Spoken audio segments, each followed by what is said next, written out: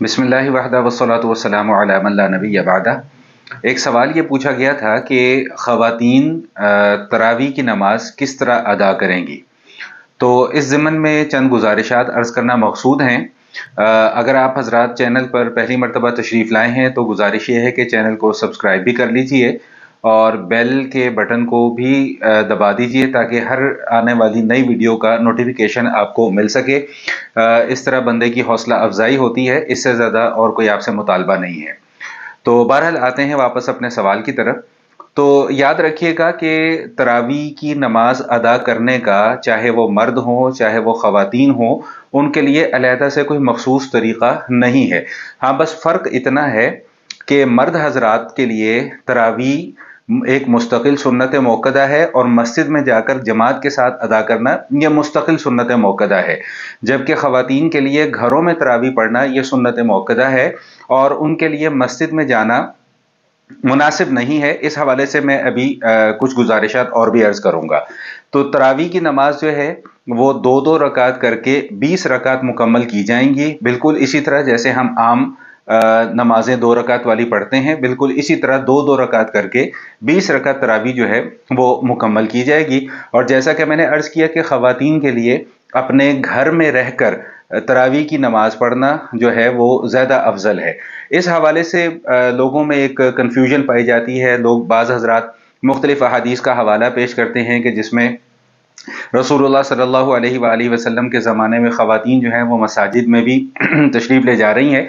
तो इस हवाले से ये बात याद रखिएगा कि हुज़ूर अलैहिस्सलातु वस्सलाम के ज़माने में जो ख़वातीन मसाजिद में तशरीफ़ ले जाया करती थीं, सबसे पहली बात तो ये कि वो हुज़ूर अलैहिस्सलातु वस्सलाम का ज़माना था, पाक ज़माना था, पाकीज़ा ज़माना था। हुज़ूर अलैहिस्सलातु वस्सलाम ख़ुद भी पाकीज़ा थे और हुज़ूर अलैहिस्सलातु वस्सलाम के मुताल्लिक़ीन सहाबा और सहाबियात वो भी पाकीज़ा हस्तियाँ और मुक़द्दस हस्तियाँ थीं। लेकिन उसके बावजूद ख़वातीन को भी अगर मसाजिद में आने की इजाज़त थी तो वो भी मशरूत थी।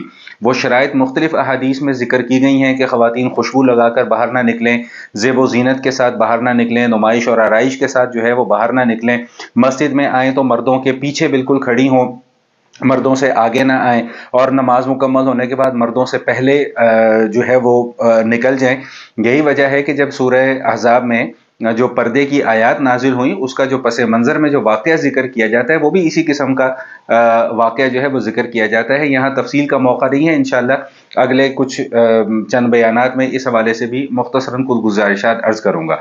तो अर्ज़ करने का मकसद ये था कि हुज़ूर के ज़माने में जो ख़वातीन मसाजिद में तशरीफ़ लाती थीं वो मशरूत तौर पर तशरीफ़ लाया करती थीं। और फिर सबसे बड़ी बात यह कि हुज़ूर अलैहिस्सलातु वस्सलाम की इमामत में नमाज अदा करने का शौक़ होता था।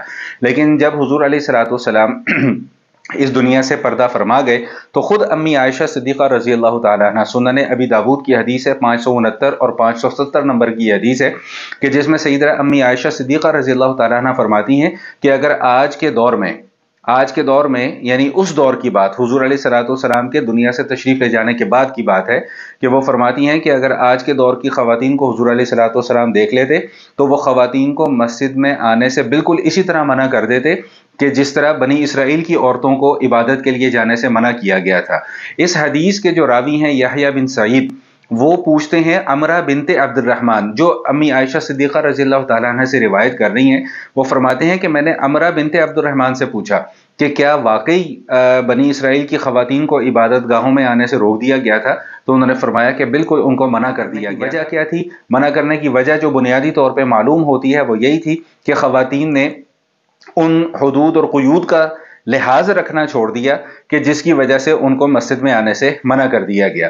बिल्कुल इसी तरह यही अबू दाऊद की 570 नंबर हदीस है कि जिसमें खुद हुज़ूर अलैहिस्सलातु वस्सलाम का ये फरमान आलीशान मौजूद है कि जो औरत की अफजल तरीन नमाज है वो उसके कमरे की नमाज, फरमाया कि उसके कमरे की नमाज उसकी सहन की नमाज से बेहतर है।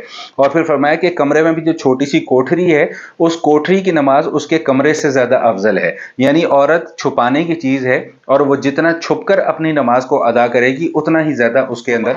आज की इस मुख्तसर से बयान में 2-3 बातें अर्ज कर दी। नंबर 1 तो ये कि ख़वातीन के लिए तरावी का अलहदा से कोई मखसूस तरीक़ा नहीं है। ख़वातीन भी 20 रकात 2-2 रकात करके तरावी जो है वो अपने घर में अदा करेंगी। और दूसरा ये कि उनके लिए अफजल यही है कि वो अपने घरों के अंदर नमाज तरावी की अदायगी करें। यही वजह है कि ख़वातीन पर ना जमात की नमाज میں شریک ہونا واجب ہے، نہ جمعہ کی نماز میں شریک ہونا واجب ہے، نہ عیدین کی نماز میں شریک ہونا واجب ہے۔ عموماً لوگ یہ سوال یہ کرتے ہیں کہ جی مردوں کو تو پھر زیادہ ثواب مل جاتا ہے، تو بھائی عرض یہ ہے کہ خواتین اگر اپنے گھر میں رہ کر نماز ادا کر رہی ہیں تو وہ بھی تو شرعی حکم کی پاسداری ہی کر رہی ہیں نا، تو شرعی حکم پر عمل کرنے کا تو ان کو ثواب ملے گا ہی ملے گا۔